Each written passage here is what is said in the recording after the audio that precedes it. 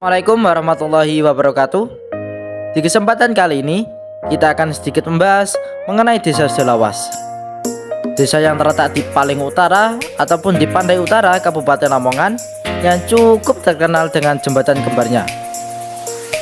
Desa ini merupakan salah satu desa yang sangat diunggulkan di Kecamatan Berondong, karena desa ini adalah pusatnya pendidikan, pemerintahan, perekonomian, maupun bidang lainnya di Kecamatan Berondong.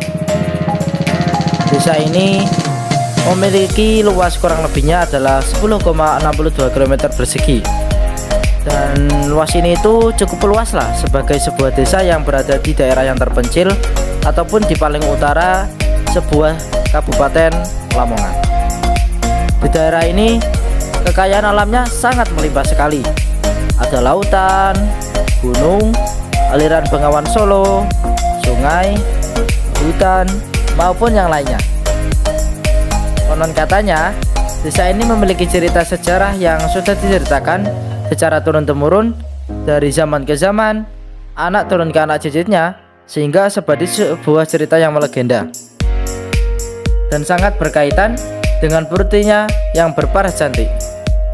Dan tak disangka, desa ini dulunya adalah sebuah hutan belantara yang sangat lebat dan kini dapat berubah menjadi sebuah desa yang aman, nyaman, tentram, dan dapat menjadi sebuah pusat dalam berbagai bidang di Kecamatan Berondong. Sekarang, desa ini dapat tumbuh sebagai salah satu desa dan juga terkenal dengan banyak ulama-ulama di dalamnya, serta telah melahirkan sebuah tokoh-tokoh besar yang dapat sukses dalam setiap bidang dan karirnya di Provinsi Jawa Timur, bahkan Indonesia. Masyarakat di dalamnya juga terkenal dengan keramahannya, serta para anak-anak yang dimana memiliki kegiatan yang positif yang dilakukan setiap harinya bersama dengan teman-temannya. Saya akan menampilkan video wawancara saya kepada narasumber mengenai asal-usul dari desa Selawas.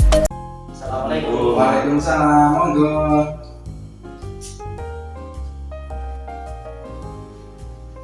Perkenalkan, nama saya Dona Beraludin dari siswa SMA Negeri 1 Paciran. Perkenalkan, nama saya Ahmad Baida Mufid dari siswa SMA Negeri 1 Paciran. Satu sekolah ya? Ya. Terus satu desa juga? Ya, kami satu desa di desa Selawas. Terus maksud dan tujuannya datang ke sini?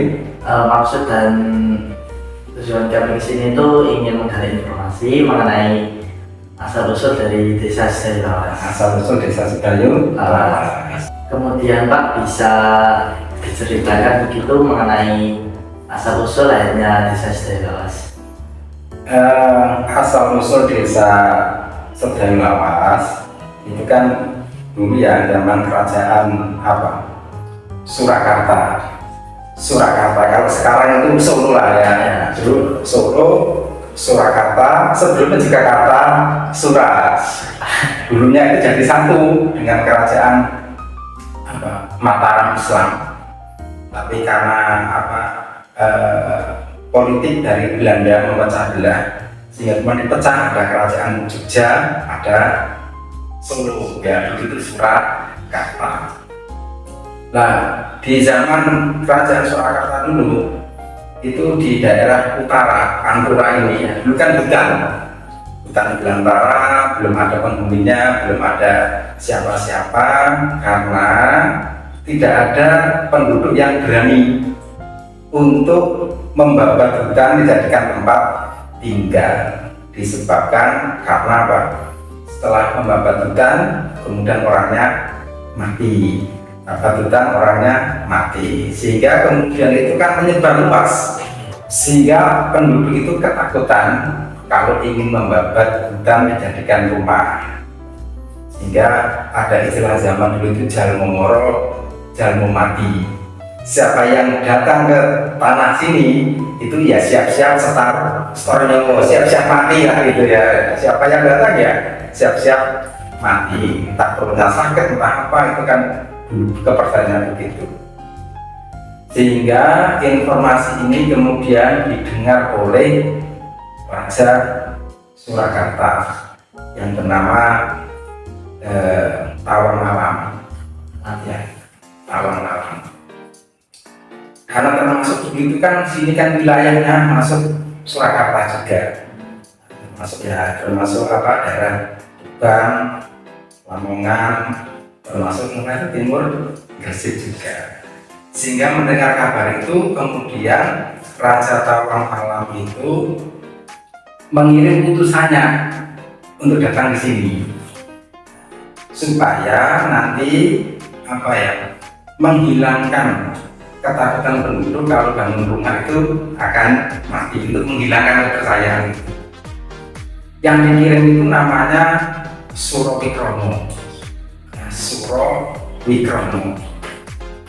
Setelah Suro Wikrono itu meninggal, kemudian diteruskan oleh siapa putranya yang bernama Tumenggung Ronggojoyo Sasmito. Tumenggung Ronggojoyo Sasmito. Kemudian jatuh cinta, ini kepada seorang gadis Madura yang bernama Dewi Supatni. Dewi Supatni. Kemudian dari pernikahan ini lahirlah 3 anak. Satu namanya Raden Badrun, yang kedua Retno Sukarsi, dan yang ketiga Dewi Roro Tangis. Dewi Roro Tangis, Raden Badrun, Retno Sukarsi, dan Roro Tangis. Nah, cerita Desa Sedayu Lawas ini diawali dari Retno Sukarsi. Karena ada 3 itu ya, kemudian diawali dari Retno Sukarsi. Kenapa diawali dari situ? Sebab itu kan dimulai dari cinta yang tak sampai. Nah, ini kalau dibuat sinetron itu judulnya itu cinta yang tak sampai. Kenapa cinta tak sampai? Itu Retno Sukarsi itu, Putri Sedayu itu punya paras yang sangat cantik. Kan melegenda ya kecantikan Putri Sedayu itu. Jatuh cinta kepada pemuda yang berwajah buruk, namanya Gajah Belang. Disebut belang itu kan karena banyak belang-belangnya yang entah itu pokoknya kan belang-belang. Nah, kalau belang-belang itu meskipun ganteng kan hilang gantengnya, kan tinggal jeleknya karena belang-belang. Karena itu kemudian kedua ini saling jatuh cinta. Nah, ini meskipun yang satu bilang jelek, yang satu itu cantik, tapi kalau sudah cinta kan kan hilang semua aja. Yang bilang tinggal cantiknya saja atau tinggal gantengnya saja. Itu kan dulu diawali Putri Sedayu waktu itu Retno Sukarsi tadi itu kan sering bermain di laut. Mungkin usia dulu kan sering main-main di laut, entah apa pokoknya. Sehingga tempat mainnya itu disebut dengan pacewokan.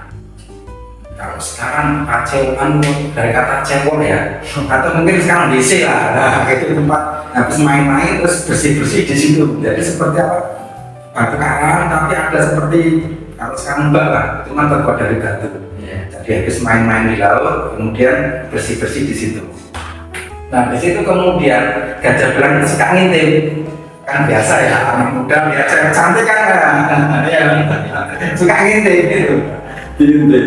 Sehingga tempat ngintipnya itu di TPI sebelahnya itu disebut dengan batu awang.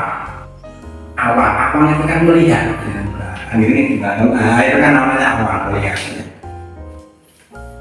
Tapi lama-lama dari pandangan mata kemudian turun ke hati.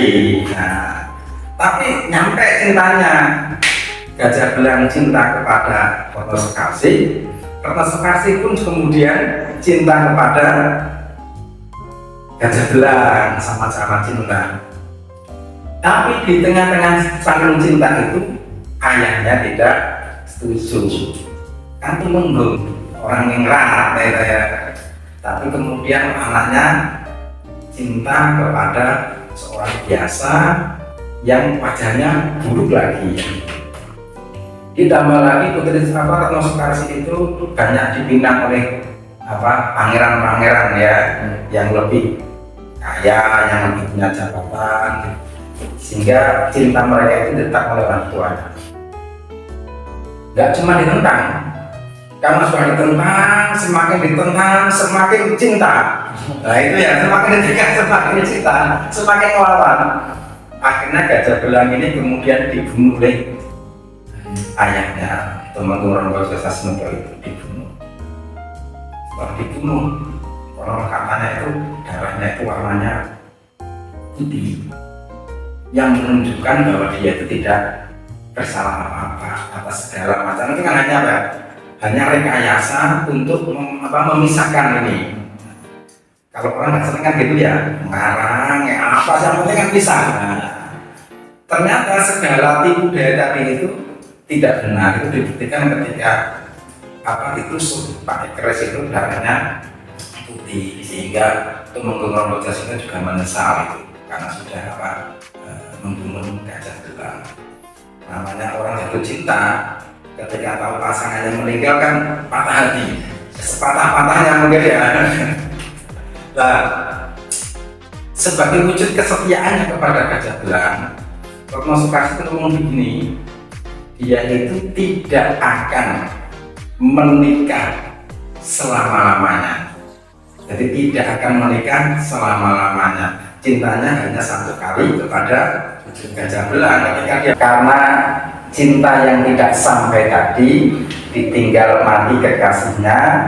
Kemudian Retno Soekarno mengatakan bahwa dia tidak akan menikah dengan siapapun seumur hidupnya, selama-lamanya tidak akan menikah, sehingga kemudian disebut dengan Sido Ayu sak lawas-lawase. Sido Ayu ya ayu, sak lawas-lawas itu maksudnya tidak akan menikah seumur hidup, tetap gadis selama-lamanya, tidak akan menikah karena tadi ditinggal mati oleh pujaan hatinya Gajah Belang.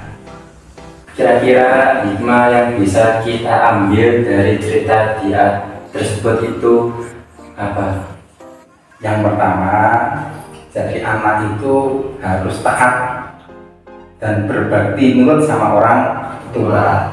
Demikian juga orang tua itu juga harus mendengarkan pendapat, harus menghargai pilihan dari anaknya. Jadi kalau anaknya hormat sama orang tuanya, kemudian orang tuanya sayang, menghargai atas keputusan yang diambil anaknya, kan enak, rumah tangga kan enak, tidak perlu ada pertengkaran antara orang tua dengan anaknya. Itu kira-kira singkatnya hikmahnya itu. Terima kasih atas penjelasannya dari cerita asal-usul Desa Sidolawas. Mudah-mudahan kita sebagai generasi muda kita bisa mengenal tentang sejarah asal-usulnya Desa Sidolawas. Terima kasih. Ya, sama-sama. Nanti juga itu ketika sampai sudah tua, gantian bilang cerita kepada generasi muda, sehingga cerita itu tidak akan hilang. Ya, terima kasih juga. Terima kasih Pak, kami ingin pamit undur diri. Assalamualaikum warahmatullahi wabarakatuh. Waalaikumsalam warahmatullahi wabarakatuh. Gunung Menjulo, dulu konon katanya gunung ini sangatlah tinggi sampailah dinamai Gunung Menjulo. Pada suatu saat ada seekor Anoman yang tubuhnya sangatlah besar. Anoman tersebut melihat ada bulan sabit yang dikiranya adalah buah pisang. Namun pada saat Anoman tersebut mencoba untuk mengambilnya, Anoman tersebut jatuh dan punggungnya mengenai Gunung Menjulo, sehingga gunung tersebut akhirnya jadi pendek seperti apa yang sekarang kita lihat. Ini adalah Jalan Embung Sepur. Dinamai Jalan Embung Sepur karena dulu di samping baratnya ada rel kereta api pada masa penjajahan. Tapi sekarang rel tersebut hilang karena terpendam oleh hurukan tanah. Sekian video hikayat dari kami. Terima kasih. Wassalamualaikum warahmatullahi wabarakatuh.